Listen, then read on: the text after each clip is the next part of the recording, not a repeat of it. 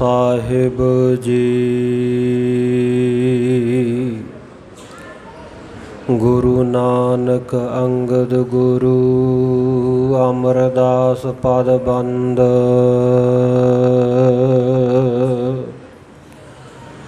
रामदास अर्जुन गुरु बर श्री हर गोबिंद।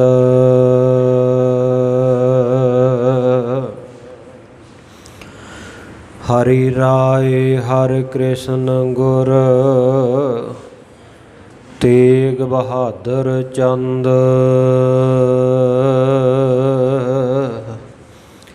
दसवें गोविंद सिंह गुर नमो चरण अरविंद। एकंकारा सतगुरु तेह प्रसाद सच होए। वाहिगुरु जी की फतेह। विघ्न विनाशन सोए। कहाँ बुद्ध प्रभ तुच्छ हमारी। वर्ण सकह महिमा जो तिहारी। हम ना सकत कर सिफत तुम्हारी। आप ले हो तुम कथा सुधारी। सो कहो टल गुर सेविया। अहनिस सहज सुभाए। दर्शन परसै गुरु कै। जन्म मरण दुख जाए। दर्शन परसै गुरु कै। जन्म मरण दुख जाए। सतनाम श्री वाहिगुरु साहिब जी चौपई। अह गुरु का खालसा गुरु खालसा होए। ये मन सुन के सब सिंह तब नमो करे सब कोय। चौपई अह गुरु का खालसा गुरु खालसा होए। वाहिगुरु जी का खालसा वाहिगुरु जी की फतेह। सन्मानयोग सतगुरां दी साजी नवाजी गुरु प्यारी गुरु सवारी साध संगत जीओ। जुगो जुग अटल गुरता गदी ते शवायमान। अंतरजामी सतगुरु प्रतख सतगुरु गरीब नवाज। धन धन साहिब श्री गुरु ग्रंथ साहिब महाराज सच्चे पातशाह जी दी अपार किरपा रहमत बख्शिश दा सदका संध्या दे सजे हुए दीवान विच सतगुरु सच्चे पातशाह जी दे पवित्र दर्शन दीदारे कीते हन। वडभागी संगतां ने गुरु की बाणी दे कीर्तन दा लाहा लिया है। गुरु की संगतां ने रहरास साहब दे पाठ ग्रंथी ਸਿੰਘਾਂ तो सरवण करके आनंद माणिया है। सतगुरु की होर किरपा रहमत नूं प्राप्त करन दे लई सतगुरां दे पवित्र अस्थान ते चल रही लड़ीवार इतिहासक कथा का आनंद मानण का सबब मिल रहा, सुभाग प्राप्त हो रहा है। सतगुरु गरीब नवाज सच्चे पातशाह धन धन साहिब श्री गुरु गोबिंद सिंह साहिब महाराज सच्चे पातशाह जी का सोहना सुंदर इतिहास चल रहा है। नेता प्रति आपां गरीब नवाज सच्चे पातशाह जी के पावन पवित्र जीवन कौतुकां नूं सरवण करके आनंद माणदे हाँ, लाहा प्राप्त करदे हाँ, समय अते सवासां नूं सफलिया करदे हाँ। ते इस दे नाल नाल अपने पुरखियां दे अपने वड्डे वडेरियां दे बाणियां कहाणियां पुੱਤ सपुੱਤ करेन दे महावाकां दे मुताबिक अपनी विरासत नूं अपने विरसे नूं भी समझण दा सुणन दा चेते रखण दा यतन कर रहे हाँ। क्योंकि इतिहास हमेशा ही कौमां दी जिंद जान हुंदा है। जिहड़ियां कौमां अपने इतिहास तो वाकफ नहीं रहिंदियां, इतिहास नूं भुला दिंदियां, वो दुनिया दे सतह दे उत्ते बहुता चिर कायम नहीं रहिंदियां, उन्हां दा नामो निशान मिट जांदा है। इस करके इतिहास ये चेते रखना बड़ा जरूरी है। ਸਤਿਗੁਰੂ ਸ੍ਰੀ ਗੁਰੂ ਗੋਬਿੰਦ ਸਿੰਘ ਸਾਹਿਬ ਜੀ ਮਹਾਰਾਜ ਸੱਚੇ ਪਾਤਸ਼ਾਹ ਜੀ ਪਹਾੜੀ ਰਾਜਿਆਂ ਦੇ ਨਾਲ ਜੋ ਭਿਆਨਕ ਜੰਗ ਹੋਇਆ, 800 ਦੀ ਗਿਣਤੀ ਵਿੱਚ ਕੇਵਲ ਖਾਲਸੇ ਨੇ 10,000 ਫੌਜਾਂ ਦਾ ਮੁਕਾਬਲਾ ਕੀਤਾ ਤੇ ਫਤਿਹ ਪ੍ਰਾਪਤ ਕੀਤੀ। ਸਤਿਗੁਰੂ ਸਾਹਿਬ ਜੀ ਦੇ ਸਮੇਤ ਸਾਰੇ ਸਿੰਘ ਅਨੰਦਪੁਰ ਸਾਹਿਬ ਵਿਖੇ ਆ ਗਏ। ਜ਼ਖਮੀਆਂ ਨੂੰ ਚੁੱਕ ਕੇ ਲਿਆਂਦਾ ਗਿਆ, ਸ਼ਹੀਦਾਂ ਦਾ ਸੰਸਕਾਰ ਕੀਤਾ ਗਿਆ। ਇਸੇ ਪ੍ਰਕਾਰ ਬਹੁਤ ਸਾਰਾ ਪੁੰਨਦਾਨ ਜੰਗ ਜਿੱਤਣ ਦੀ ਖੁਸ਼ੀ ਦੇ ਵਿੱਚ ਲੋੜਵੰਦਾਂ ਨੂੰ ਦਿੱਤਾ ਗਿਆ। ਗੁਰੂ ਕੀਆਂ ਸੰਗਤਾਂ ਨੇ ਬਹੁਤ ਖੁਸ਼ੀਆਂ ਮਨਾਈਆਂ। ਕੜਾਹ ਪ੍ਰਸ਼ਾਦ ਦੇ ਖੁੱਲ੍ਹੇ ਗੱਫੇ ਵਰਤਾਏ ਗਏ। ਗੁਰੂ ਕੇ ਲੰਗਰ ਅਟੁੱਟ ਚੱਲੇ, ਪੱਕੇ ਭੰਡਾਰੇ ਵਰਤਾਏ ਗਏ। ਉੱਧਰ ਪਹਾੜੀ ਰਾਜੇ ਆਪਣੀ ਹੋਈ ਹਾਰ ਤੋਂ ਨਮੋਸ਼ੀ ਖਾ ਕੇ ਤੇ ਆਪਸ ਵਿੱਚ ਉਹਨਾਂ ਨੇ ਇੱਕ ਮੀਟਿੰਗ ਸੱਦੀ, ਇੱਕ ਸਲਾਹ ਮਸ਼ਵਰਾ ਕੀਤਾ ਉਹਦੇ ਵਿੱਚ ਇਕੱਤਰਤਾ ਦੇ ਵਿੱਚ ਕਿ ਸਾਡੀ ਦੁਨੀਆ ਵਿੱਚ ਬਦਨਾਮੀ ਬੜੀ ਹੋਈ ਹੈ। 800 ਬੰਦਿਆਂ ਨੇ 10,000 ਨੂੰ ਹਰਾ ਦਿੱਤਾ ਤੇ ਇਹ ਤਾਂ ਬਹੁਤ ਮਾੜੀ ਗੱਲ ਹੋਈ ਹੈ। ਤੇ ਨਾਲ ਹੀ ਵਿਚਾਰਾਂ ਕਰਦੇ ਹੈ। ਭੀਮ ਚੰਦ ਕਹਿੰਦਾ ਵੀ ਮੇਰੇ ਤਾਂ ਮਨ ਦੇ ਵਿੱਚ ਇਹ ਪਹਿਲਾਂ ਹੀ ਖਿਆਲ ਸੀ ਕਿ ਅਸੀਂ ਗੁਰੂ ਦੇ ਨਾਲ ਜੰਗ ਕਰਕੇ ਪੂਰੇ ਨਹੀਂ ਆ ਸਕਦੇ। ਪਹਿਲਾਂ ਵੀ ਕਈ ਜੰਗਾਂ ਲੜੀਆਂ, ਗੁਰੂ ਕੋਲ ਐਡੇ ਐਡੇ ਬਹਾਦਰ ਸੂਰਮੇ ਯੋਧੇ ਹੈ।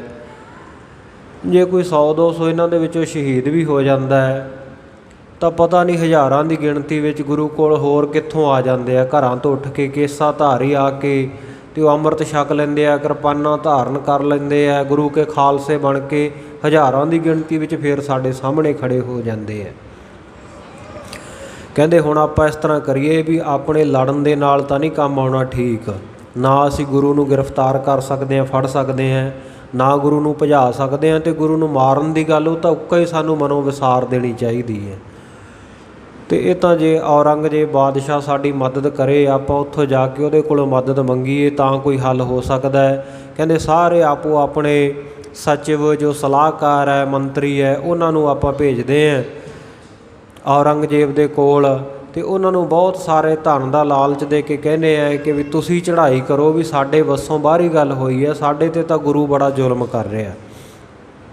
ਇਸ ਤਰ੍ਹਾਂ ਕਹਿ ਕੇ ਇਹਨਾਂ ਨੇ ਆਪਣੇ ਬੰਦੇ ਭੇਜੇ। ਉਹਨਾਂ ਨੇ ਕੁਝ ਧਨ ਦਿੱਤਾ, ਜਾ ਕੇ ਉੱਥੇ ਉਮਰਾਵਾਂ ਨੂੰ, ਅਹਿਲਕਾਰਾਂ ਨੂੰ ਮਿਲੇ ਅਤੇ ਬੜੇ ਨਿਮਾਣੇ ਨਤਾਣੇ ਹੋ ਕੇ ਆਖਿਆ ਕਿ ਅਸੀਂ ਤਾਂ ਜੀ ਮਾਰੇ ਗਏ, ਗੁਰੂ ਨੇ ਤਾਂ ਸਾਨੂੰ ਉਜਾੜ ਕੇ ਰੱਖ ਦਿੱਤਾ, ਅਸੀਂ ਹਮਲਾ ਕਰਦੇ ਹਾਂ, ਅਸੀਂ ਲੜਾਈ ਦੇ ਵਿੱਚ ਪੂਰੇ ਨਹੀਂ ਆ ਸਕਦੇ, ਸਾਨੂੰ ਕੁੱਟਦੇ ਮਾਰਦੇ। ਬੜੀਆਂ ਲੇਲੜੀਆਂ ਇਹਨਾਂ ਨੇ ਕੱਢੀਆਂ ਅਤੇ ਆਖਿਆ ਬਾਕੀ ਅਸੀਂ ਪਹਾੜੀ ਰਾਜੇ ਹਾਂ ਜਿੰਨੇ, ਅਸੀਂ ਹੈਗੇ ਤਾਂ ਤੁਹਾਡੀ ਪ੍ਰਜਾ ਹੀ ਆ ਨਾ, ਸਾਡੇ ਕੋਲ ਤਾਂ ਛੋਟੇ ਮੋਟੇ ਜਿਹੇ ਰਾਜ ਹੈ ਅਤੇ ਤੁਸੀਂ ਇਹ ਪੂਰੇ ਭਾਰਤ ਵਰਸ਼ ਦੇ ਮਾਲਕ ਹੋ, ਤੁਸੀਂ ਸਾਰੇ ਹਿੰਦੁਸਤਾਨ ਦੇ, ਅਤੇ ਅਸੀਂ ਤੁਹਾਡੀ ਪ੍ਰਜਾ ਅਤੇ ਸਾਡੀ ਜ਼ਰੂਰ ਰੱਖਿਆ ਕਰੋ, ਇਹ ਤੁਹਾਡਾ ਫਰਜ਼ ਵੀ ਬਣਦਾ। ਬਾਕੀ ਜਦੋਂ ਤੁਸੀਂ ਉੱਥੇ ਆਓਗੇ, ਜੰਗ ਜਿੱਤ ਜਾਓਗੇ ਤਾਂ ਹੋਰ ਬਹੁਤ ਸਾਰਾ ਧਨ ਸਾਰੇ ਪਹਾੜੀਏ ਜਿੰਨੇ ਪਹਾੜੀ ਰਾਜੇ ਆ 22 ਧਾਰ ਦੇ, ਉਹ ਮਿਲ ਕੇ ਤੁਹਾਨੂੰ ਭੇਟਾ ਕਰਨਗੇ।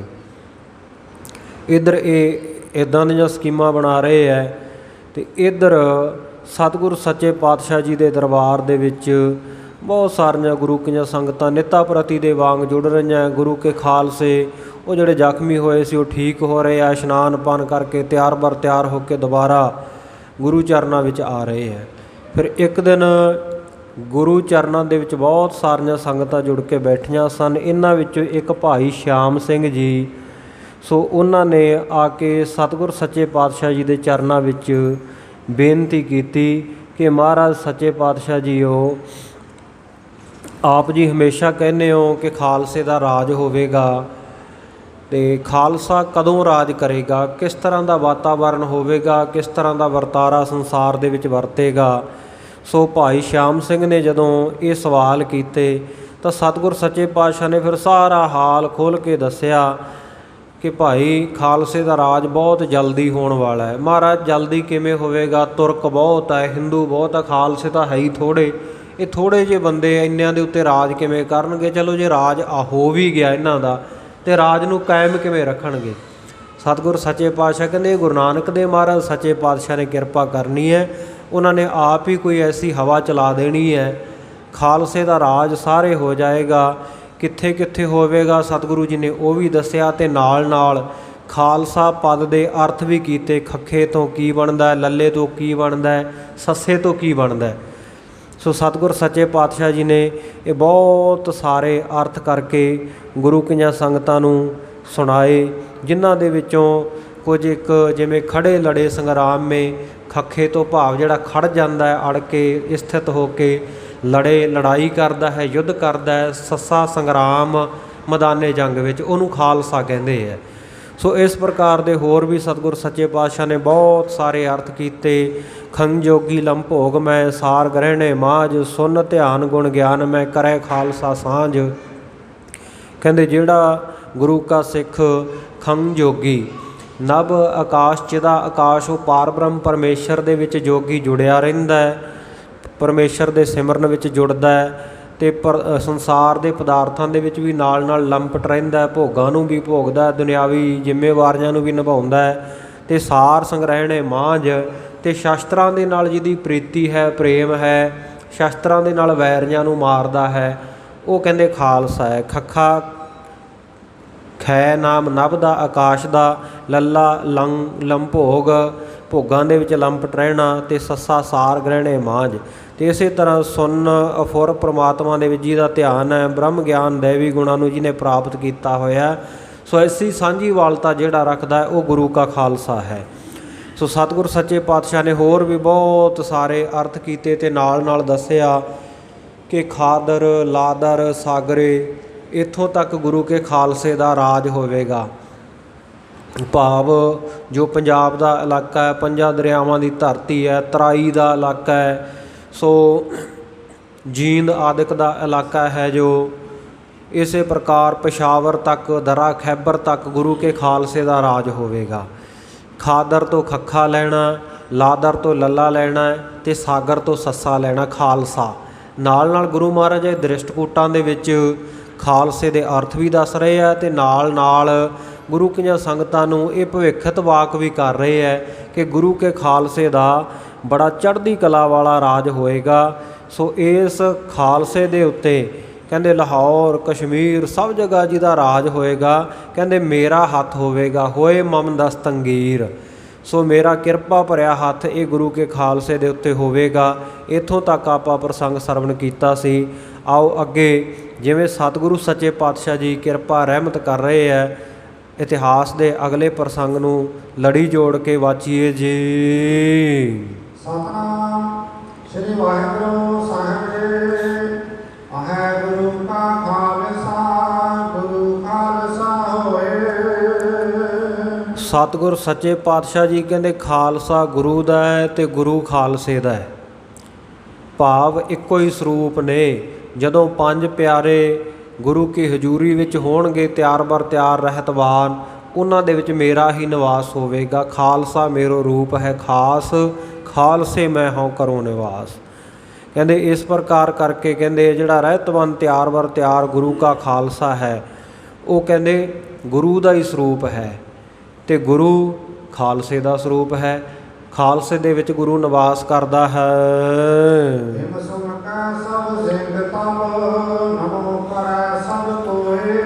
ਜਦੋਂ ਖਾਲਸਿਆਂ ਨੇ ਗੁਰੂ ਕੇ ਸਿੰਘਾਂ ਨੇ ਸਤਿਗੁਰੂ ਜੀ ਤੋਂ ਇਹ ਵਡਿਆਈ ਭਰੇ ਬਚਨ ਸੁਣੇ ਵੀ ਸਤਿਗੁਰੂ ਜੀ ਸਾਨੂੰ ਗੁਰੂ ਪਦਵੀ ਬਖਸ਼ਿਸ਼ ਕਰ ਰਹੇ ਹੈ, ਅਤੇ ਸਤਿਗੁਰੂ ਜੀ ਆਪ ਕਿੰਨੇ ਨਿਰਮਾਣਤਾ ਨਿਸ਼ਕਾਮਤਾ ਦੇ ਨਾਲ ਖਾਲਸੇ ਦੇ ਚੇਲੇ ਵਾਹ ਵਾਹ ਗੋਬਿੰਦ ਸਿੰਘ ਆਪੇ ਗੁਰ ਚੇਲਾ ਇਸ ਤਰ੍ਹਾਂ ਦੇ ਇਹ ਕਰਤੱਵ ਕਰ ਰਹੇ ਹਨ। ਅਤੇ ਸਾਰੀਆਂ ਸੰਗਤਾਂ ਨੇ ਸਿੰਘਾਂ ਨੇ ਸ਼ਰਧਾ ਭਾਵਨਾ ਦੇ ਨਾਲ ਸਤਿਗੁਰ ਸੱਚੇ ਪਾਤਸ਼ਾਹ ਜੀ ਨੂੰ ਨਮਸਕਾਰ ਕੀਤੀ।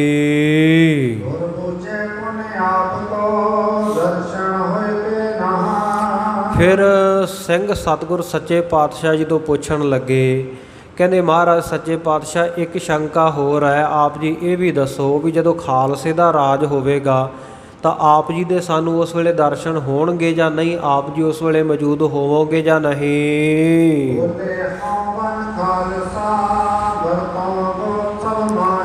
ਸਤਿਗੁਰ ਸੱਚੇ ਪਾਤਸ਼ਾਹ ਜੀ ਕਹਿਣ ਲੱਗੇ, ਕਹਿੰਦੇ ਭਾਈ ਮੈਂ ਸਰੀਰਕ ਰੂਪ ਦੇ ਵਿੱਚ ਤਾਂ ਭਾਵੇਂ ਨਹੀਂ ਹੋਵਾਂਗਾ, ਉਸ ਤੋਂ ਪਹਿਲਾਂ ਸੱਚਖੰਡ ਚਲਿਆ ਜਾਵਾਂਗਾ, ਇਹ ਦੇਹ ਨੂੰ ਅਲੋਪ ਕਰ ਲਵਾਂਗਾ, ਪਰ ਕਹਿੰਦੇ ਹਉ ਬਨ ਖਾਲਸਾ ਵਰਤੋਂ ਗਏ ਸਭ ਮਾਹੇ। ਕਹਿੰਦੇ ਮੈਂ ਉਸ ਵੇਲੇ ਖਾਲਸਾ ਬਣ ਕੇ ਤਿਆਰ ਬਰ ਤਿਆਰ ਖਾਲਸੇ ਦੇ ਵਿੱਚ ਹੀ ਮੇਰਾ ਨਿਵਾਸ ਹੈ, ਅਤੇ ਖਾਲਸਾ ਬਣ ਕੇ ਖਾਲਸੇ ਦੇ ਰੂਪ ਵਿੱਚ ਸਾਰਿਆਂ ਦੇ ਵਿੱਚ ਵਰਤਾਂਗਾ।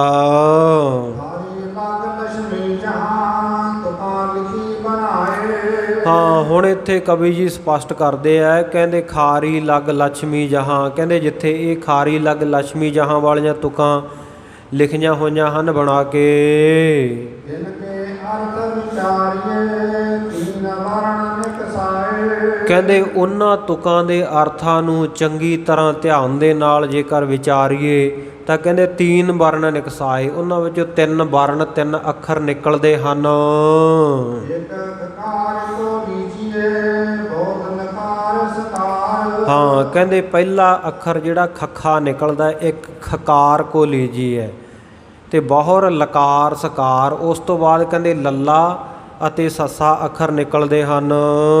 ਤੀਨੋਂ ਕੋ ਪਦ ਖਾਲਸਾ ਤੀਨੋਂ ਅਰਥ ਉਚਾਰ। ਹਾਂ ਕਹਿੰਦੇ ਇਹਨਾਂ ਤਿੰਨਾਂ ਅੱਖਰਾਂ ਦਾ ਜੋੜ, ਤਿੰਨਾਂ ਪਦਾਂ ਦਾ ਜੋੜ ਜਿਹੜਾ ਖੱਖਾ ਲੱਲਾ ਤੇ ਸੱਸਾ ਕਹਿੰਦੇ ਖਾਲਸਾ ਬਣਦਾ ਹੈ, ਕੀਨੋ ਅਰਥ ਉਚਾਰ। ਇਸ ਕਰਕੇ ਕਹਿੰਦੇ ਇਹਦੇ ਅਰਥ ਇਹਨਾਂ ਤੁਕਾਂ ਵਿੱਚ ਉਚਾਰਨ ਕੀਤੇ ਹਨ ਕਿ ਖਾਲਸੇ ਦਾ ਅਰਥ ਕੀ ਹੈ।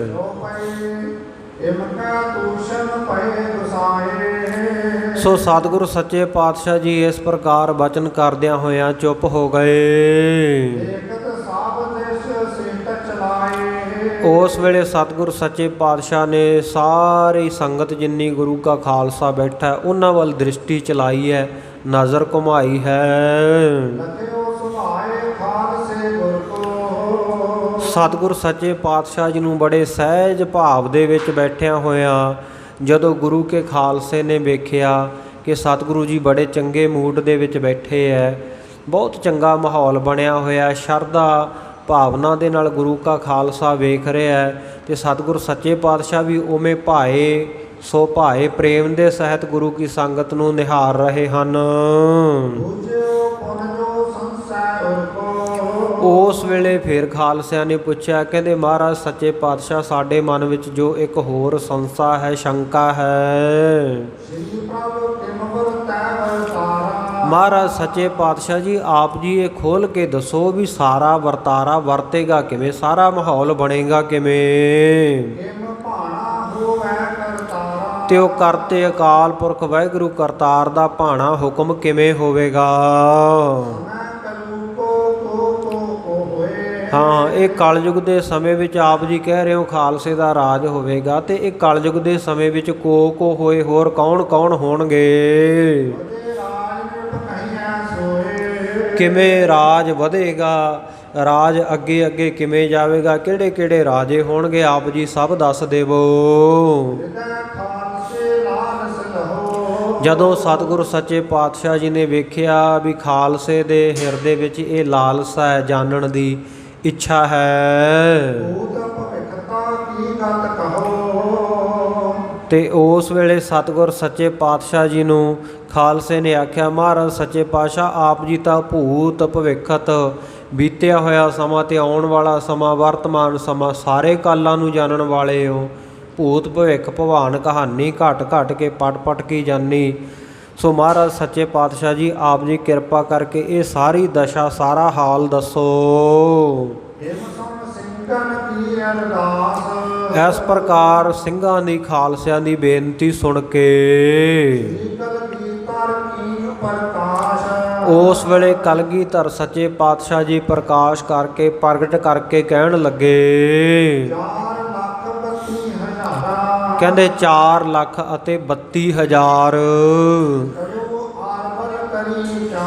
ਹਾਂ ਕਹਿੰਦੇ ਉਚਾਰਨ ਕੀਤੀ ਜਾਂਦੀ ਹੈ, ਕਹੀ ਜਾਂਦੀ ਹੈ। ਧਰਮ ਗ੍ਰੰਥਾਂ ਦੇ ਵਿੱਚ ਦੱਸਿਆ ਜਾਂਦਾ ਹੈ ਕਿ ਕਲਯੁਗ ਦੀ ਜਿਹੜੀ ਕੁੱਲ ਆਰਬਲ ਹੈ, ਕੁੱਲ ਉਮਰ ਹੈ 4,32,000 ਸਾਲ ਹੈ।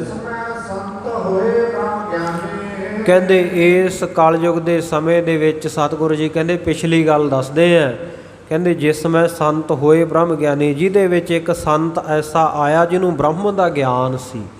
ਬ੍ਰਹਮ ਗਿਆਨੀ ਆਪ ਪਰਮੇਸ਼ਰ, ਜਿਹੜਾ ਆਪ ਹੀ ਪਰਮੇਸ਼ਰ ਸੀ, ਆਪ ਨਾਰਾਇਣ ਕਲਾ ਧਾਰ ਜਗ ਮੈਂ ਪ੍ਰਵਰਿਓ। ਸਤਿਗੁਰੂ ਨਾਨਕ ਦੇਵ ਮਹਾਰਾਜ ਸੱਚੇ ਪਾਤਸ਼ਾਹ ਸਭ ਤੋਂ ਵੱਡੇ ਸੰਤ, ਸਭ ਤੋਂ ਵੱਡੇ ਬ੍ਰਹਮ ਗਿਆਨੀ ਆਪ ਪਰਮੇਸ਼ਰ ਰੂਪ ਆਏ ਕਲਯੁਗ ਵਿੱਚ।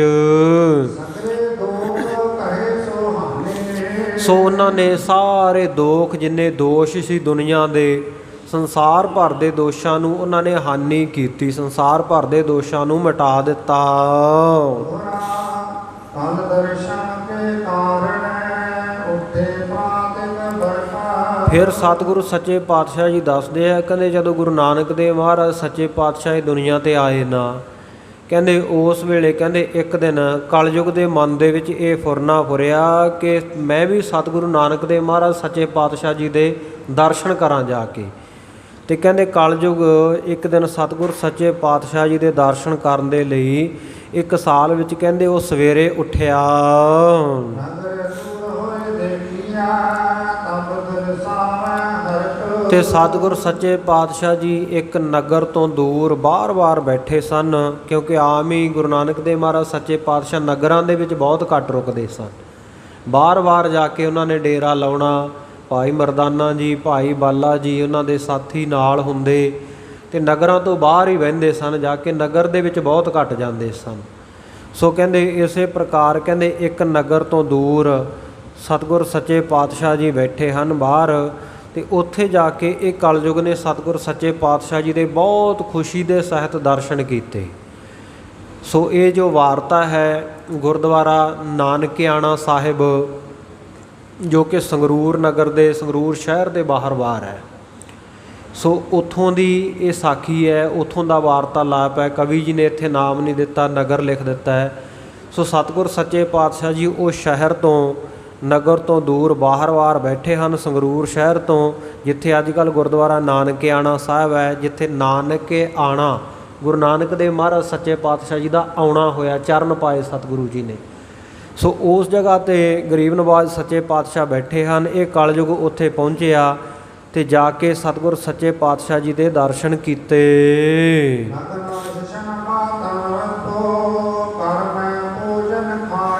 ਹਾਂ, ਕਹਿੰਦੇ ਇਹਨੇ ਆਪਣਾ ਢੰਗ ਭੰਗ ਜਾਂ ਵੇਸ਼ ਭੂਸ਼ਾ ਜੀ ਇਸ ਤਰ੍ਹਾਂ ਦਾ ਇਹਨੇ ਬਣਾਇਆ ਹੋਇਆ ਕਿ ਨਗਨ ਸ਼ੇਸ਼ਨ। ਸੋ ਇਹਨੇ ਜੋ ਆਪਣਾ ਜਨ ਇੰਦਰਾ ਹੈ ਉਹ ਨੰਗਾ ਕੀਤਾ ਹੋਇਆ, ਬਾਤਲ ਬਾਪੂ। ਤੇ ਜਿਹੜਾ ਇਹਦਾ ਬਾਪੂ ਸਰੀਰ ਹੈ ਉਹ ਵਰੋਲੇ ਵਰਗਾ, ਜਿਵੇਂ ਵਰੋਲਾ ਹੁੰਦਾ ਇਸ ਤਰ੍ਹਾਂ ਦਾ ਇਹਦਾ ਸਰੀਰ ਹੈ। ਕਰਮੈ ਭੋਜਨ ਖਾਏ, ਤੇ ਦੂਜਾ ਹੱਥ ਜਿਹੜਾ ਇਹਦਾ ਭੋਜਨ ਖਾਏ, ਜਿਸ ਨਾਲ ਭੋਜਨ ਖਾਂਦੇ ਆ ਜੀਭ ਰਸਨਾ ਨੂੰ, ਦੂਜੇ ਹੱਥ ਵਿੱਚ ਇਹਨੇ ਜੀਭ ਫੜੀ ਹੋਈ ਹੈ।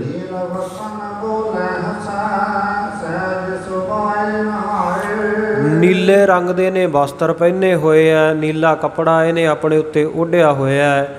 ਤੇ ਇਸੇ ਪ੍ਰਕਾਰ ਬੋਲੇ ਹੱਸੈ, ਤੇ ਬੋਲਦਾ ਹੈ ਉੱਚੀ ਉੱਚੀ, ਹੱਸਦਾ ਹੈ, ਹੱਸ ਕੇ ਗੱਲਾਂ ਕਰਦਾ ਹੈ। ਸਹਿਜ ਸੁਭਾਏ ਨਹਾਏ, ਇਹ ਕਲਯੁਗ ਨੇ ਐਸੇ ਸਰੂਪ ਵਾਲੇ ਨੇ ਜਾ ਕੇ ਸਹਿਜ ਸੁਭਾਏ ਗੁਰੂ ਮਹਾਰਾਜ ਸੱਚੇ ਪਾਤਸ਼ਾਹ ਜੀ ਦੇ ਚਰਨਾਂ ਵਿੱਚ ਜਾ ਕੇ ਨਿਹਾਏ, ਨਿਵ ਗਿਆ, ਨਮਸਕਾਰ ਕੀਤੀ, ਮੱਥਾ ਟੇਕਿਆ।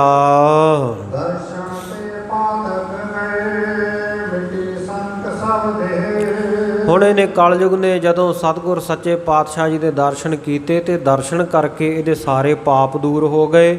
ਮਿਟੀ ਸੰਕ ਸਭ ਦੇ, ਜਿੰਨੇ ਇਹਦੇ ਕੋਈ ਦੇਹ ਦੇ ਸ਼ੰਕੇ ਰੋਗ ਸੀ ਉਹ ਖਤਮ ਹੋ ਗਏ, ਜਾਂ ਦੇਹ ਸਰੀਰ ਦੇ ਵਿੱਚ ਜੋ ਮਨ ਹੈ, ਮਨ ਦੇ ਵਿੱਚ ਜੋ ਸ਼ੰਕੇ ਸੁਭਾਅ ਸਨ ਉਹ ਵੀ ਸਾਰੇ ਖਤਮ ਹੋ ਗਏ। ਕਿਉਂਕਿ ਸਤਿਗੁਰੂ ਨਾਨਕ ਦੇਵ ਮਹਾਰਾਜ ਸੱਚੇ ਪਾਤਸ਼ਾਹ ਜੀ ਦਾ ਦਰਸ਼ਨ ਹੀ ਐਸਾ ਨਾ ਭਾਈ। ਆਪਾਂ ਗੁਰਬਾਣੀ ਪੜ੍ਹਦੇ ਹਾਂ, ਮੈਂ ਮੂਰਖ ਕੀ ਕੇਤਕ ਬਾਤ ਹੈ, ਕੋਟ ਅਪਰਾਧੀ ਤਰਿਆਰੇ। ਕਰੋੜਾਂ ਅਪਰਾਧ ਕਰਨ ਵਾਲਾ ਵੀ ਸਤਿਗੁਰੂ ਨਾਨਕ ਦੇਵ ਮਹਾਰਾਜ ਸੱਚੇ ਪਾਤਸ਼ਾਹ ਦੇ ਚਰਨਾਂ ਵਿੱਚ ਆ ਜੇ, ਉਹਦਾ ਵੀ ਪਾਰ ਉਤਾਰਾ ਹੋ ਜਾਂਦਾ ਹੈ। ਮੈਂ ਮੂਰਖ ਕੀ ਕੇਤਕ ਬਾਤ ਹੈ, ਕੋਟ ਅਪਰਾਧੀ ਤਰਿਆਰੇ। ਗੁਰ ਨਾਨਕ ਜਿਨ ਸੁਣਿਆ ਪੇਖਿਆ, ਜਿਨ੍ਹਾਂ ਨੇ ਗੁਰੂ ਨਾਨਕ ਦੇਵ ਮਹਾਰਾਜ ਸੱਚੇ ਪਾਤਸ਼ਾਹ ਜੀ ਦੇ ਬਚਨ ਸੁਣ ਲਏ, ਉਹਨਾਂ ਦੀ ਬਾਣੀ ਸੁਣ ਲਈ, ਜਾਂ ਜਿਨ੍ਹਾਂ ਨੇ ਪੇਖਿਆ, ਦਰਸ਼ਨ ਕਰ ਲਏ ਪ੍ਰਤੱਖ ਰੂਪ ਦੇ ਵਿੱਚ, ਸੋ ਫਿਰ ਗੁਰਬਾਸ ਨਾ ਪਰਿਆਰੇ। ਕਹਿੰਦੇ ਫਿਰ ਉਹ ਗਰਭਜੂਨੀ ਵਿੱਚ ਨਹੀਂ ਆਉਂਦਾ, ਉਹਦਾ ਜਨਮ ਮਰਨ ਕੱਟਿਆ ਜਾਂਦਾ ਹੈ। ਤੇ ਇਸੇ ਪ੍ਰਕਾਰ ਇਹ ਕਲਯੁਗ ਆਇਆ, ਇਹਦੇ ਸਾਰੇ ਪਾਪਾਂ ਦਾ ਨਾਸ਼ ਹੋ ਗਿਆ, ਸਾਰੇ ਸ਼ੰਕੇ ਮਿਟ ਗਏ।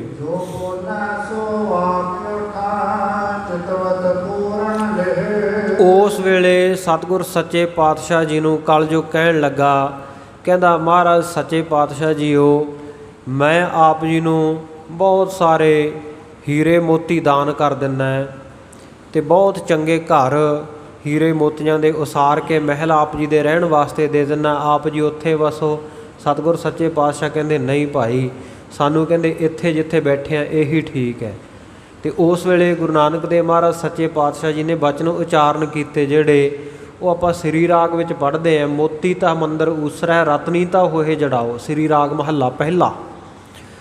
ਸੋ ਕਲਯੁਗ ਨੇ ਹੋਰ ਵੀ ਬਹੁਤ ਸਾਰੇ ਲਾਲਚ ਮਹਾਰਾਜ ਸੱਚੇ ਪਾਤਸ਼ਾਹ ਸੋਹਣੀਆਂ ਤਰੀਮਤਾਂ ਪਲਗਾਂ ਦੇ ਉੱਤੇ ਬੈਠੀਆਂ ਹੋਣਗੀਆਂ, ਉਹ ਤੁਹਾਨੂੰ ਬਖਸ਼ਿਸ਼ ਕਰ ਦਿੰਦੇ ਆ। ਬਹੁਤ ਸਾਰੀ ਧਰਤੀ ਰਾਜ ਬਖਸ਼ਿਸ਼ ਕਰ ਦਿੰਦੇ, ਉਹ ਤੁਹਾਨੂੰ ਦੇ ਦਿੰਦੇ ਆ ਮਹਾਰਾਜ ਸੱਚੇ ਪਾਤਸ਼ਾਹ ਆਪ ਜੀ। ਉਹ ਲੈ ਲਓ ਅਤੇ ਆਪ ਜੀ ਇਹ ਨਾਮ ਬਾਣੀ ਦਾ ਪ੍ਰਚਾਰ ਕਰਦੇ ਹੋ ਅਤੇ ਮਹਾਰਾਜ ਮੇਰੇ ਵਾਸਤੇ ਬੜਾ ਔਖਾ ਕੰਮ ਹੋ ਜਾਂਦਾ। ਫਿਰ ਮੇਰੇ ਕਲਯੁਗ ਦੇ ਭਗਤ ਤਾਂ ਰਹਿ ਹੀ ਨਹੀਂ ਜਾਣੇ ਜੇ ਤੁਸੀਂ ਨਾਮ ਬਾਣੀ ਦਾ ਹੀ ਛੱਟਾ ਦੇਤਾ ਸਾਰੇ। ਅਤੇ ਮਹਾਰਾਜ ਸੱਚੇ ਪਾਤਸ਼ਾਹ ਕਹਿੰਦੇ ਭਾਈ ਨਹੀਂ, ਇਹਨਾਂ ਚੀਜ਼ਾਂ ਦੇ ਵਿੱਚ ਜਿਹੜੇ ਰੱਬ ਦੇ ਬੰਦੇ ਆ ਨਾ ਉਹ ਨਹੀਂ ਪਰਚਦੇ।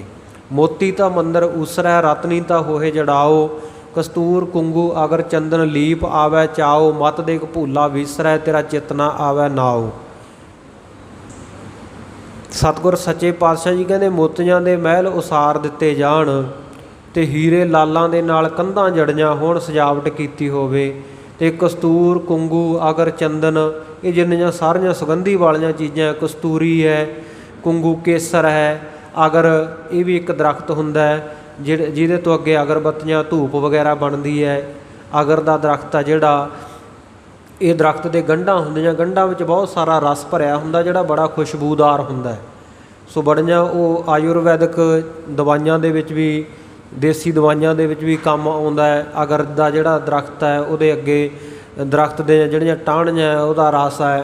ਅਤੇ ਇਸੇ ਤਰ੍ਹਾਂ ਕਹਿੰਦੇ ਹੋਰ ਜਿਹੜੀਆਂ ਕਸਤੂਰੀ ਇਤਿਆਦਿਕ ਸੁਗੰਧਿਤ ਚੀਜ਼ਾਂ ਜਿਹੜੀਆਂ ਕਹਿੰਦੇ ਆਮ ਤਾਂ ਘਰ ਬਣਾਇਆ ਹੁੰਦਾ ਜਿਹੜਾ, ਉਹਨੂੰ ਆਪਾਂ ਸੀਮੈਂਟ ਵਗੈਰਾ ਦੇ ਨਾਲ ਆਪਾਂ ਪਲਾਸਟਰ ਕਰਦੇ ਹਾਂ। ਸਤਿਗੁਰੂ ਜੀ ਕਹਿੰਦੇ ਜਿਹੜਾ ਮਹਿਲ ਮੋਤੀਆਂ ਦੇ ਨਾਲ ਉਸਾਰਿਆ ਹੋਵੇ, ਮੋਤੀ ਤਾਂ ਮੰਦਰ ਊਸਰੈ ਰਤਨੀ ਤਾਂ ਹੋਏ ਜੜਾਓ, ਕਸਤੂਰ ਕੁੰਗੂ ਅਗਰ ਚੰਦਨ ਲੀਪ ਆਵੈ ਚਾਓ। ਲੇਪ ਵੀ ਇਹਨਾਂ ਚੀਜ਼ਾਂ ਦਾ ਕੀਤਾ ਹੋਵੇ, ਪਲਾਸਟਰ ਵੀ ਸਾਰੀਆਂ ਸੁਗੰਧੀ ਵਾਲੀਆਂ ਚੀਜ਼ਾਂ ਦਾ ਕੀਤਾ ਹੋਵੇ, ਇੰਨਾ ਵਧੀਆ ਘਰ ਹੋਵੇ।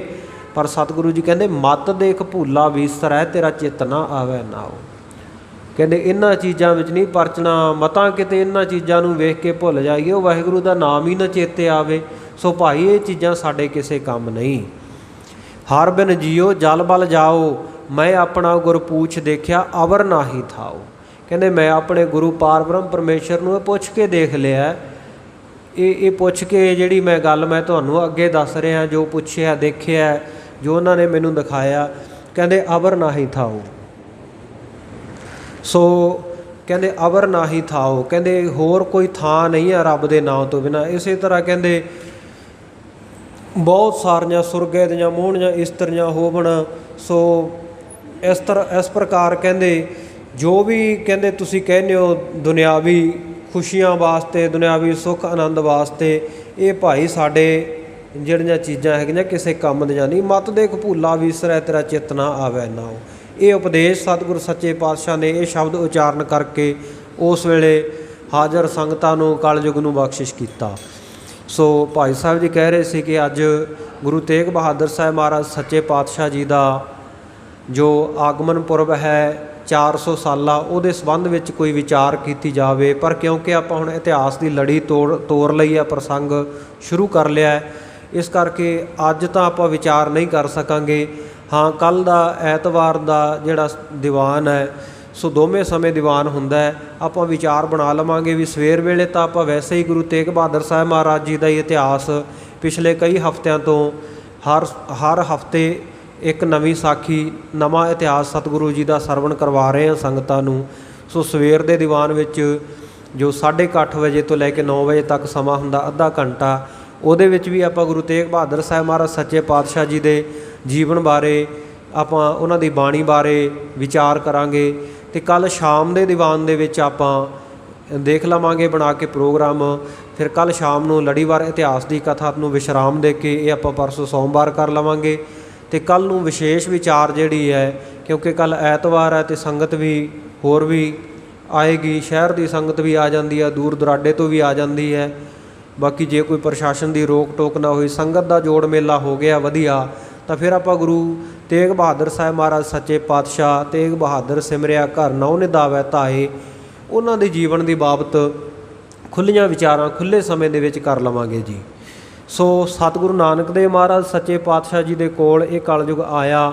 ਸਤਿਗੁਰੂ ਨੇ ਜਿਹੜੇ ਇਹ ਵਾਕ ਉਚਾਰਨ ਕੀਤੇ, ਜਿਹੜਾ ਮੋਤੀ ਤਾਂ ਮੰਦਰ ਊਸਰੈ ਵਾਲਾ ਸ੍ਰੀ ਰਾਗ ਦਾ ਸ਼ਬਦ ਹੈ, ਕਹਿੰਦੇ ਜੋ ਬੋਲੇ ਸੋ ਵਾਕ ਉਠ ਚਿਤਵਤ ਪੂਰਨ ਲਹੈ। ਕਹਿੰਦੇ ਜਿਹੜਾ ਵੀ ਗੁਰੂ ਕਾ ਸਿੱਖ ਨਿਤਾ ਪ੍ਰਤੀ ਉੱਠ ਕੇ ਅੰਮ੍ਰਿਤ ਵੇਲੇ ਇਸ ਵਾਕ ਨੂੰ ਚਿਤਵੇਗਾ, ਇਸ ਸ਼ਬਦ ਦਾ ਜਾਪ ਕਰੇਗਾ, ਕਹਿੰਦੇ ਉਹ ਜੋ ਵੀ ਚਿਤਵੇਗਾ, ਜੋ ਵੀ ਉਹਦੇ ਮਨ ਦੀ ਚਿਤਵਨੀ ਹੋਵੇ, ਇੱਛਾ ਹੋਵੇਗੀ, ਉਹ ਪੂਰਨ ਹੋ ਜਾਏਗੀ। ਫਿਰ ਸਤਿਗੁਰ ਸੱਚੇ ਪਾਤਸ਼ਾਹ ਜੀ ਹੋਰ ਦੱਸਦੇ ਆ ਗੁਰੂ ਕੀਆਂ ਸੰਗਤਾਂ ਨੂੰ, ਕਹਿੰਦੇ ਜਦੋਂ ਭਾਈ ਕੌਰਵਾਂ ਪਾਂਡਵਾਂ ਦਾ ਆਪਸ ਵਿੱਚ ਯੁੱਧ ਹੋਇਆ, ਉਸ ਤੋਂ ਬਾਅਦ ਪਾਂਡਵਾਂ ਦਾ ਨਾਸ਼ ਹੋ ਗਿਆ, ਇਹਨਾਂ ਦਾ ਸਮਾਜ ਹਟ ਗਿਆ, ਸੋ ਇਹ ਜਾਂਦੇ ਰਹੇ ਰਾਜ ਭਾਗ ਤੋਂ। ਉਸ ਤੋਂ ਬਾਅਦ ਕਹਿੰਦੇ ਮਗਧ ਦੇਸ਼ ਤੋਂ ਜਿਹੜੇ ਚੱਲ ਕੇ ਆਏ ਸੀ, ਮਗਧ ਇਲਾਕੇ ਤੋਂ, ਸੋ ਉਹਨਾਂ ਨੂੰ ਮਾਗਧੀਏ ਕਿਹਾ ਜਾਂਦਾ ਹੈ। ਕਹਿੰਦੇ ਮਗਧ ਦੇ ਜਿਹੜੇ ਮਾਗਧੀਏ ਸਨ, ਉਹਨਾਂ ਨੇ 1000 ਸਾਲ ਰਾਜ ਕੀਤਾ। ਉਹਨਾਂ ਤੋਂ ਬਾਅਦ ਫਿਰ ਕਹਿੰਦੇ ਮਗਧ ਵਾਲਿਆਂ ਤੋਂ ਬਾਅਦ ਕਹਿੰਦੇ ਫਿਰ ਨੰਦ ਕੇ ਰਾਜੇ, ਜਿਨ੍ਹਾਂ ਦੀ ਸੰਗਿਆ ਸੀ, ਜਿਨ੍ਹਾਂ ਦੀ ਅੱਲ ਨੰਦ ਕੇ ਰਾਜੇ ਪੈਂਦੀ ਰਹੀ, ਸੋ ਕਹਿੰਦੇ ਉਹਨਾਂ ਨੇ ਵੀ ਰਾਜ ਕੀਤਾ। ਹਾਂ, ਕਹਿੰਦੇ ਉਹਨਾਂ ਨੇ 1500 ਸਾਲ 1500 ਸਾਲ ਤੱਕ ਰਾਜ ਕੀਤਾ ਚੰਗੀ ਤਰ੍ਹਾਂ। ਹਾਂ, ਕਹਿੰਦੇ ਉਹ ਪਰਸਰਾਮ ਹੋਇਆ ਜਿਵੇਂ ਬ੍ਰਾਹਮਣਾਂ ਦਾ ਵਡੇਰਾ, ਸੋ ਕਹਿੰਦੇ ਉਹਦੇ ਵਾਂਗੂ ਹੋਏ ਹਨ, ਉਹ ਵੀ ਸੰਸਾਰ ਵਿੱਚ ਬੜੇ ਪ੍ਰਸਿੱਧ। ਹਾਂ, ਕਹਿੰਦੇ ਇਹਨਾਂ ਆਨੰਦ ਕੇ ਰਾਜਿਆਂ ਨੇ ਸਾਰੇ ਸੰਸਾਰ ਦੇ ਵਿੱਚ ਸ਼ੂਦਰ ਛਾਪ ਚਲਾ ਦਿੱਤੀ ਸੀ। ਸ਼ੂਦਰ ਛਾਪ ਭਾਵ ਇਹਨਾਂ ਨੇ ਸਾਰਿਆਂ ਨੂੰ ਰੁੰਡ ਮੁੰਡ ਕਰ ਦਿੱਤਾ ਸੀ, ਕੇਸ ਕੱਟ ਦਿੱਤੇ ਸਨ। ਆਪਾਂ ਇਹ ਇਤਿਹਾਸ ਪਿੱਛੇ ਸੁਣਿਆ ਹੈ ਕਈ ਦਿਨ ਪਹਿਲਾਂ, ਵੀ ਜਿਹੜੇ ਆਨੰਦ ਕੇ ਰਾਜੇ ਸੀ ਉਹ ਡਰ ਗਏ ਸਨ ਵੀ ਅਸੀਂ ਜਿੱਤ ਲਿਆ ਬਾਕੀਆਂ ਨੂੰ ਸਾਰਿਆਂ ਨੂੰ। ਇੱਕ ਰਾਜਾ ਜਿਹੜਾ ਉਹਨਾਂ 'ਚੋਂ ਵੱਡਾ ਸੀ, ਵੀ ਮਤਾਂ ਕਿਤੇ ਦੂਜੇ ਰਾਜੇ ਪੰਡਤਾਂ ਤੋਂ ਕੋਈ ਮੰਤਰ ਪੜ੍ਹਾ ਕੇ ਮੇਰਾ ਰਾਜ ਭਾਗ ਨਾਸ਼ ਨਾ ਕਰ ਦੇਣ। ਇਹਦੇ ਮੰਤਰੀਆਂ ਨੇ ਸਲਾਹ ਦਿੱਤੀ ਸੀ ਵੀ ਮਹਾਰਾਜਾ ਜੀ ਤੁਸੀਂ ਡਰੋ ਨਾ, ਜਿੰਨੇ ਇਹ ਵੇਦਾਂ ਦਾ ਉਚਾਰਨ ਕਰਨ ਵਾਲੇ, ਮੰਤਰਾਂ ਦਾ ਉਚਾਰਨ ਕਰਨ ਵਾਲੇ ਬ੍ਰਾਹਮਣ ਪੰਡਤ ਹੈ, ਇਹਨਾਂ ਦਾ ਸਿਰ ਮੂੰਹ ਮੁੰਨ ਦਿਓ, ਫਿਰ ਇਹਨਾਂ ਦਾ ਮੰਤਰ ਨਹੀਂ ਫੁਰੇਗਾ। ਅਤੇ ਇਸੇ ਤਰ੍ਹਾਂ ਹੀ ਕੀਤਾ ਗਿਆ ਸੀ, ਸਾਰੇ ਬ੍ਰਾਹਮਣਾਂ ਨੂੰ ਇਕੱਠੇ ਕਰਕੇ ਉਹਨਾਂ ਦਾ ਸਿਰ ਮੂੰਹ ਮੁੰਨ ਦਿੱਤਾ ਸੀ। ਫਿਰ ਬਾਅਦ ਵਿੱਚ ਬਾਕੀ ਖੱਤਰੀਆਂ ਵੈਸ਼ਾਂ ਸ਼ੂਦਰਾਂ ਦਾ, ਉਹਨਾਂ ਦਾ ਵੀ, ਕਿਉਂਕਿ ਬਾਕੀ ਪ੍ਰਚਾਰ ਤਾਂ ਇਹਨਾਂ ਬ੍ਰਾਹਮਣਾਂ ਨੇ ਹੀ ਕਰ ਦਿੱਤਾ ਸੀ। ਕੁਝ ਨੇ ਲਾਲਚ ਵਸ ਹੋ ਕੇ ਪੈਸੇ ਲੈ ਕੇ ਅਤੇ ਧਰਮ ਗ੍ਰੰਥਾਂ ਦੇ ਵਿੱਚ ਇਹੋ ਜਿਹੀਆਂ ਤੁਕਾਂ ਪਾ ਦਿੱਤੀਆਂ ਸੀ ਵੀ ਜਿਹੜਾ ਮੁੰਡਨ ਕਰਾਉਣਾ ਜ਼ਰੂਰੀ ਹੈ, ਧਰਮ ਦਾ ਅੰਗ ਹੈ, ਕੇਸ ਕਟਾਉਣੇ ਜ਼ਰੂਰੀ ਹੈ। ਇਹਨਾਂ ਨੇ ਦੂਖਣ ਨੂੰ ਭੂਖਣ ਬਣਾ ਲਿਆ ਸੀ। ਸੋ ਮਿਲੀ ਤਾਂ ਇਹਨਾਂ ਨੂੰ ਸਜ਼ਾ ਸੀ, ਪਰ ਇਹਨਾਂ ਨੇ ਫਿਰ ਉਲਟਾ ਇਹ ਪ੍ਰਚਾਰ ਕਰ ਦਿੱਤਾ ਸੀ ਵੀ ਇਹ ਤਾਂ ਸਾਨੂੰ ਪਰਮੇਸ਼ਰ ਨੇ ਸੁਪਨੇ ਵਿੱਚ ਆ ਕੇ ਆਖਿਆ ਵੀ ਇਹ ਕੇਸ ਕਟਾਉਣੇ ਜ਼ਰੂਰੀ ਹੈ। ਇਸ ਤਰ੍ਹਾਂ ਦਾ ਪ੍ਰਚਾਰ ਹੋ ਗਿਆ ਸੀ।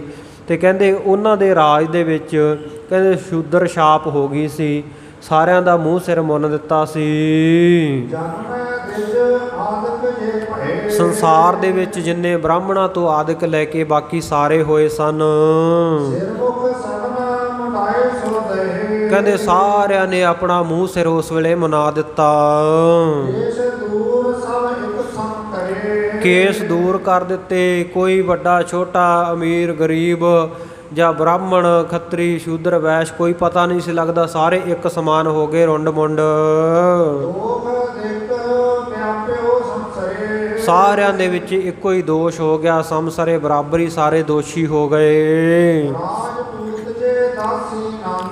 ਫਿਰ ਕਹਿੰਦੇ ਇਹਨਾਂ ਤੋਂ ਬਾਅਦ ਆਨੰਦ ਕੇ ਰਾਜਿਆਂ ਤੋਂ ਬਾਅਦ ਜਿਹੜੇ ਦਾਸੀ ਦੇ ਉਦਰ ਤੋਂ ਪੇਟ ਤੋਂ ਪੈਦਾ ਹੋਏ ਦਾਸੀ ਦੇ ਪੁੱਤਰ ਰਾਜਪੂਤ ਆਏ, ਉਹਨਾਂ ਨੇ ਰਾਜ ਕੀਤਾ।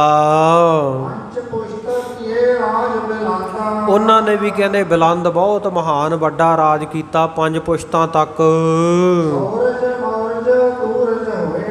ਫਿਰ ਕਹਿੰਦੇ ਸੌਰਜ ਜਿਹੜੇ ਸੂਰਜ ਵੰਸ਼ੀਏ ਸਨ, ਜਾਂ ਸੌਰਜ ਜਿਹੜੇ ਸੂਰਮੇ ਸਨ, ਅਤੇ ਮੌਰਜ ਜਿਹੜੇ ਮੌਰੀਆ ਵੰਸ਼ ਦੇ ਵਿੱਚੋਂ ਹੋਏ, ਚੰਦਰਗੁਪਤ ਮੌਰੀਆ ਵਰਗੇ। ਸੋ ਕਹਿੰਦੇ ਉਹਨਾਂ ਦਾ ਰਾਜ ਹੋਇਆ। ਅਤੇ ਇਸੇ ਤਰ੍ਹਾਂ ਤੂਰਜ ਜਿਹੜੇ ਸਨ, ਤੂਰਨ ਜਿਹੜੇ ਸਨ, ਸੋ ਉਹਨਾਂ ਦਾ ਰਾਜ ਹੋਇਆ, ਤੂਰਨਾਂ ਦਾ। ਅਤੇ ਤੂਰਜ ਜਾਂ ਕਹਿ ਲਓ ਵੀ ਜਿਹੜੇ ਤੂਰਾਂ ਦੇ, ਤੂਰ ਗੋਤਰ ਹੈ ਜਿਹੜਾ, ਉਹਨਾਂ ਦੇ ਵੱਡੇ ਵਡੇਰੇ ਸਨ। ਸੋ ਉਹਨਾਂ ਦਾ ਕਹਿੰਦੇ ਰਾਜ ਹੋਇਆ। ਤੂਰਾਂ ਦੇ ਜਿਹੜੇ ਅੱਗੇ ਜਨਮੇ ਉਹਨਾਂ ਦੇ ਘਰ ਦੇ ਵਿੱਚ, ਉਹਨਾਂ ਦਾ ਬਹੁਤ ਵੱਡਾ ਰਾਜ ਹੋਇਆ। ਸੋ ਜਿਹੜੇ ਤੂਰਜ ਸਨ ਗੁਰਮੁਖ ਪਿਆਰਿਓ, ਇਹ ਜਿਹੜੇ ਤੂਰਨ ਸਨ ਜਾਂ ਤੂਰਜ ਸਨ, ਇਹ ਪਾਰਸੀ ਸਨ, ਕਿਉਂਕਿ ਪਾਰਸੀ ਧਰਮ ਵੀ ਇੱਕ ਭਾਰਤ ਵਰਸ਼ ਦੇ ਵਿੱਚ ਪਹਿਲਾਂ ਬਹੁਤ ਪ੍ਰਫੁੱਲਤ ਰਿਹਾ। ਸੋ ਜਿਹੜੇ ਪਾਰਸੀ ਸਨ ਉਹਨਾਂ ਦਾ ਰਾਜ ਹੋਇਆ। ਉਹਨਾਂ ਤੋਂ ਬਾਅਦ ਫਿਰ ਕਹਿੰਦੇ ਪਠਾਣਾਂ ਨੇ ਰਾਜ ਲੈ ਲਿਆ। ਪੁਰਜਾ ਭਈ ਸਭ ਔਰੇ ਜਾਤੇ। ਹਾਂ, ਪਠਾਣਾਂ ਤੋਂ ਬਾਅਦ ਕਹਿੰਦੇ ਮੁਗਲ ਆ ਗਏ। ਮੁਗਲ ਭਏ ਤਿੰਨ ਤੇ ਪਛਾਤੀ। ਫਿਰ ਕਹਿੰਦੇ ਮੁਗਲਾਂ ਦਾ ਰਾਜ ਹੋਇਆ। ਪ੍ਰਜਾ ਭਈ ਸਭ ਔਰੇ ਜਾਤੀ।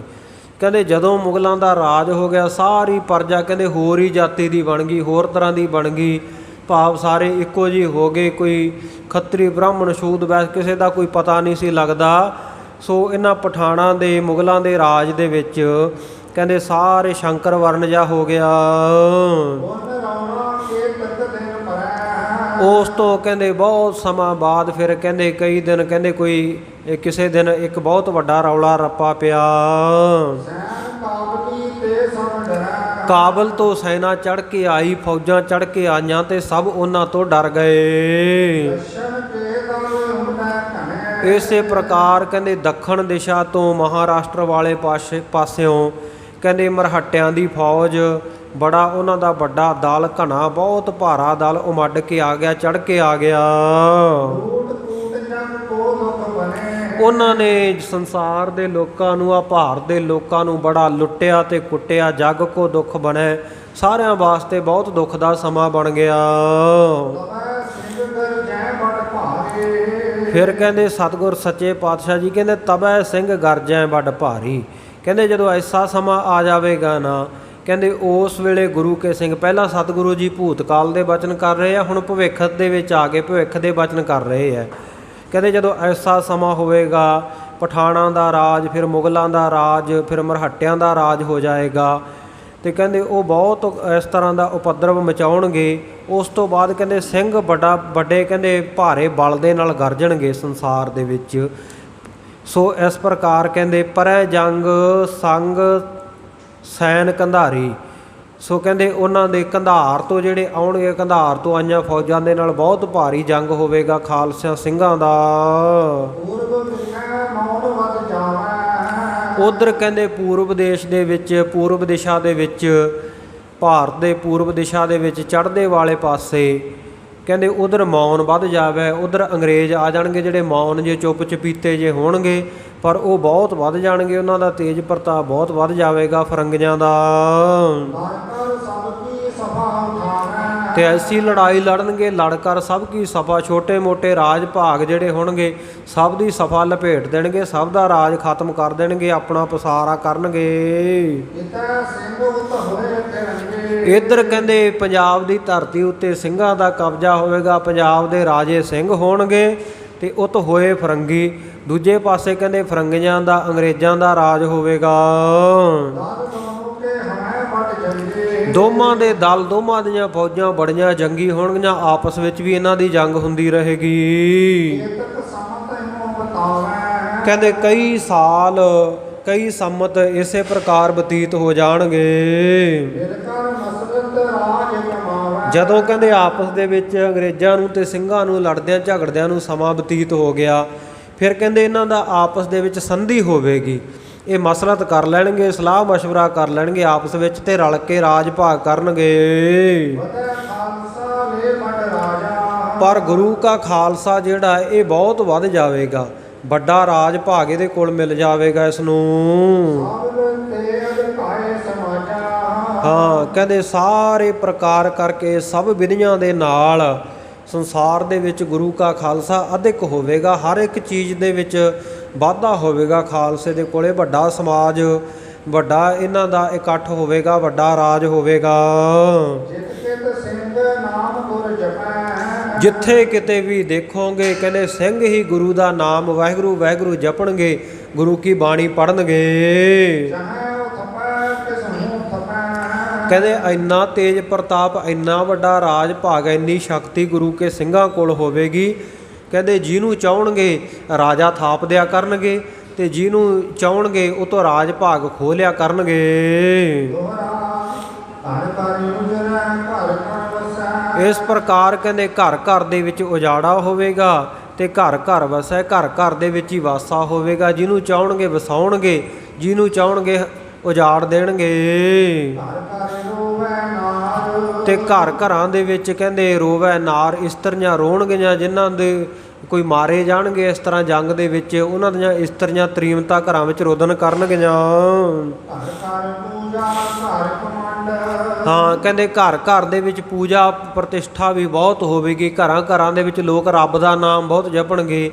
ਹਿੰਦੂ ਆਪਣੇ ਮੰਦਰਾਂ ਵਿੱਚ, ਇਸੇ ਤਰ੍ਹਾਂ ਸਿੱਖ ਆਪਣੇ ਗੁਰਦੁਆਰਿਆਂ ਵਿੱਚ, ਮੁਸਲਮਾਨ ਆਪਣੀਆਂ ਮਸੀਤਾਂ ਦੇ ਵਿੱਚ ਖੁਦਾ ਅੱਲਾਹ ਤਾਲਾ ਦੀ ਬੰਦਗੀ ਕਰਨਗੇ, ਆਪਣੀ ਨਮਾਜ਼ ਗੁਜ਼ਾਰਨਗੇ।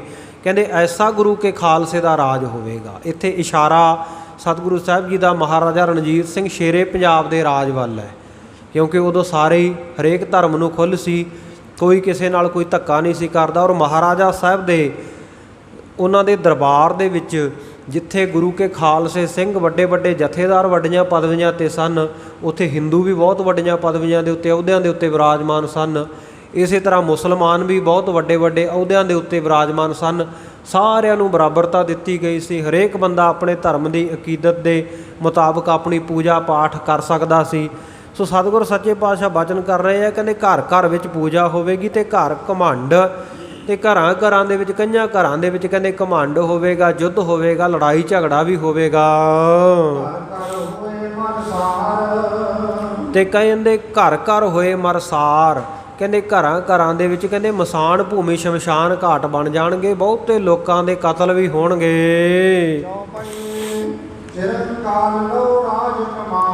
ਇੱਥੇ ਵੀ ਮਹਾਰਾਜਾ ਰਣਜੀਤ ਸਿੰਘ ਦੇ ਪਰਿਵਾਰ ਦੀ ਗੱਲ ਸ਼ਾਇਦ ਸਤਿਗੁਰ ਸੱਚੇ ਪਾਤਸ਼ਾਹ ਜੀ ਇਹ ਭਵਿੱਖਤ ਬਚਨ ਵਿੱਚ ਕਰ ਰਹੇ ਹੈ, ਕਿਉਂਕਿ ਮਹਾਰਾਜਾ ਰਣਜੀਤ ਸਿੰਘ ਸ਼ੇਰੇ ਪੰਜਾਬ ਦੇ ਉਹਨਾਂ ਦੇ ਪਰਿਵਾਰ ਦੇ ਕਿੰਨੇ ਹੀ ਜੀਆਂ ਦਾ, ਕਿੰਨੇ ਹੀ ਮੈਂਬਰਾਂ ਦਾ ਘਾਤ, ਕਿੰਨੇ ਮੈਂਬਰਾਂ ਨੂੰ ਮਾਰ ਦਿੱਤਾ ਸੀ ਜਾਂ ਮਰਵਾ ਦਿੱਤਾ ਸੀ ਸਾਜ਼ਿਸ਼ਾਂ ਕਰਕੇ ਡੋਗਰਿਆਂ ਨੇ।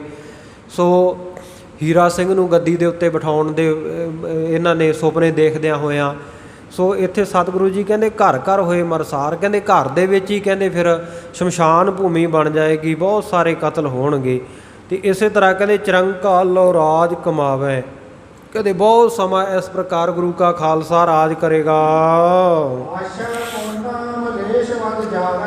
ਉਸ ਤੋਂ ਬਾਅਦ ਕਹਿੰਦੇ ਫਿਰ ਕਹਿੰਦੇ ਮਲੇਸ਼ਾਂ ਦਾ ਰਾਜ ਹੋਏਗਾ, ਮਲੇਸ਼ ਕਹਿੰਦੇ ਬਹੁਤ ਵੱਧ ਜਾਣਗੇ। ਕਹਿੰਦੇ ਜਿਸ ਵੇਲੇ ਘੋਰ ਕਲਯੁਗ ਦਾ ਸਮਾਂ ਆ ਜਾਵੇਗਾ। ਹੁਣ ਭਵਿੱਖਤ ਬਚਨ ਕਰ ਰਿਹਾ, ਕਹਿੰਦੇ ਉਸ ਵੇਲੇ ਵਿਸ਼ਨੂੰ ਦਾ 24ਵਾਂ ਅਵਤਾਰ ਨਿਹ ਕਲੰਕ ਬੜਾ ਤੇਜ ਪ੍ਰਤਾਪ ਲੈ ਕੇ, ਵਿਸ਼ਾਲ ਤੇਜ ਪ੍ਰਤਾਪ ਦੇ ਸਹਿਤ ਕਹਿੰਦੇ ਇਸ ਸੰਸਾਰ ਵਿੱਚ ਪ੍ਰਗਟ ਹੋਵੇਗਾ।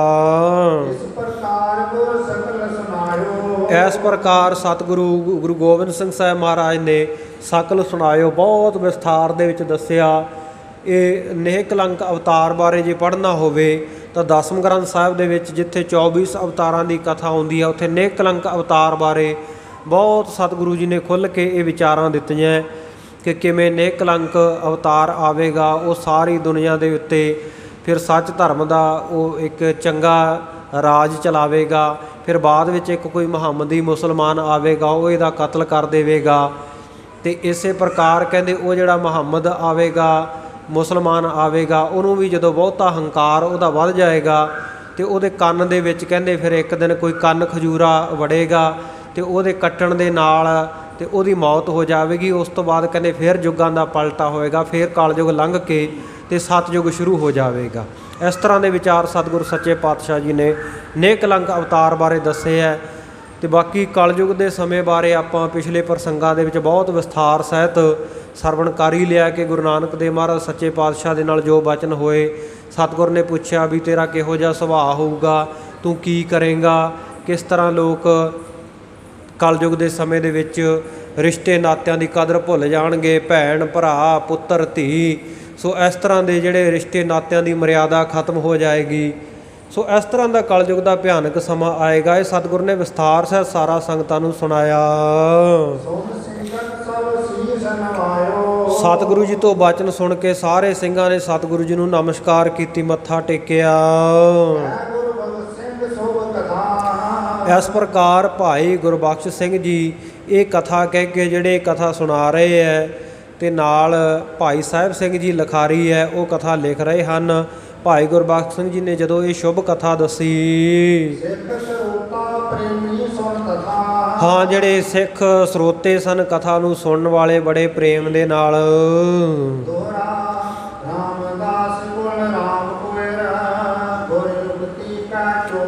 ਹਾਂ ਕਹਿੰਦੇ ਰਾਮਦਾਸ ਦੀ ਕੁਲ ਦੇ ਵਿੱਚੋਂ ਜਿਹੜੇ ਰਾਮ ਕੁਇਰ ਜੀ ਹੋਏ ਹੈ, ਕਿਉਂਕਿ ਬਾਬਾ ਬੁੱਢਾ ਸਾਹਿਬ ਜੀ ਦੇ ਵੰਸ਼ਜ ਹਨ ਭਾਈ ਰਾਮ ਕੁਇਰ ਜੀ, ਜਿਹੜੇ ਅੰਮ੍ਰਿਤ ਛਕ ਕੇ ਭਾਈ ਗੁਰਬਖਸ਼ ਸਿੰਘ ਬਣਦੇ ਹੈ। ਇਹਨਾਂ ਦੇ ਕੋਈ ਵੱਡੇ ਪੂਰਵਜ ਰਾਮਦਾਸ ਜੀ ਹੋਏ ਹੈ, ਇਸ ਕਰਕੇ ਇਹਨਾਂ ਦੇ ਨਗਰ ਦਾ ਨਾਮ ਵੀ ਰਾਮਦਾਸ, ਸੋ ਇਹਨਾਂ ਨੂੰ ਰਾਮਦਾਸ ਕੇ ਵੀ ਕਹਿੰਦੇ ਆ ਬਾਬਾ ਬੁੱਢਾ ਜੀ ਦੇ ਕੁਲ ਵਾਲਿਆਂ ਨੂੰ।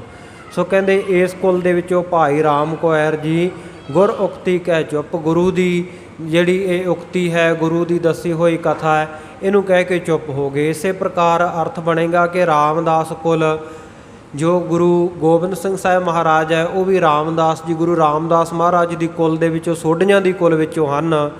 ਸੋ ਕਹਿੰਦੇ ਜੋ ਉਹਨਾਂ ਨੇ ਬਚਨ ਕਹੇ, ਸੋ ਉਹਨਾਂ ਨੂੰ ਸੁਣ ਕੇ, ਇਸ ਕਥਾ ਨੂੰ ਸੁਣ ਕੇ ਭਾਈ ਰਾਮ ਕੁਇਰ ਜੀ ਚੁੱਪ ਕਰ ਗਏ।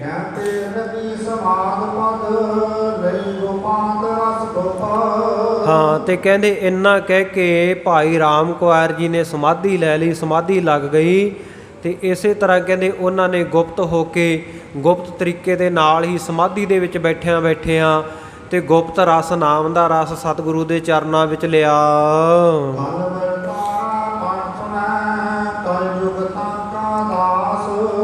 ਸੋ ਕਹਿੰਦੇ ਨੇ, ਕਹਿੰਦੇ ਜਿਹੜਾ ਇਹ ਕਲ ਦਾ ਵਰਤਾਰਾ, ਕਲਯੁਗ ਦੇ ਵਰਤਾਰੇ ਵਾਲਾ ਜਿਹੜਾ ਇਹ ਪ੍ਰਸੰਗ ਹੈ, ਜਿਹੜਾ ਵੀ ਇਹਨੂੰ ਪੜ੍ਹੇਗਾ, ਜਿਹੜਾ ਵੀ ਇਹਨੂੰ ਸੁਣੇਗਾ, ਕਲਯੁਗ ਉਹਦਾ ਦਾਸ ਹੋ ਜਾਵੇਗਾ। ਕਲਯੁਗ ਦਾ ਉਹਦੇ ਉੱਤੇ ਅਸਰ ਨਹੀਂ ਹੋਵੇਗਾ, ਸਗੋਂ ਕਲਯੁਗ ਅਧੀਨ ਹੋ ਜਾਵੇਗਾ।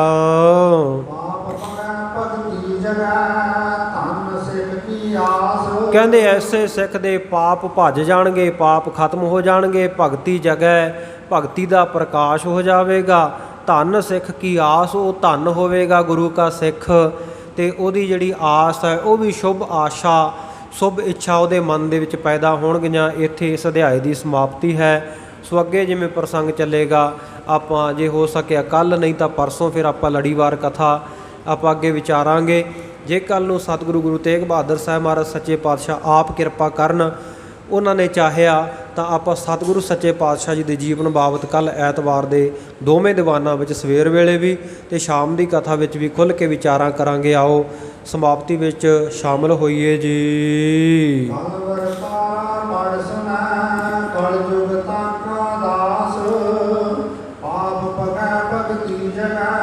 ਧੰਨ ਸਿੱਖ ਕੀ ਆਸ।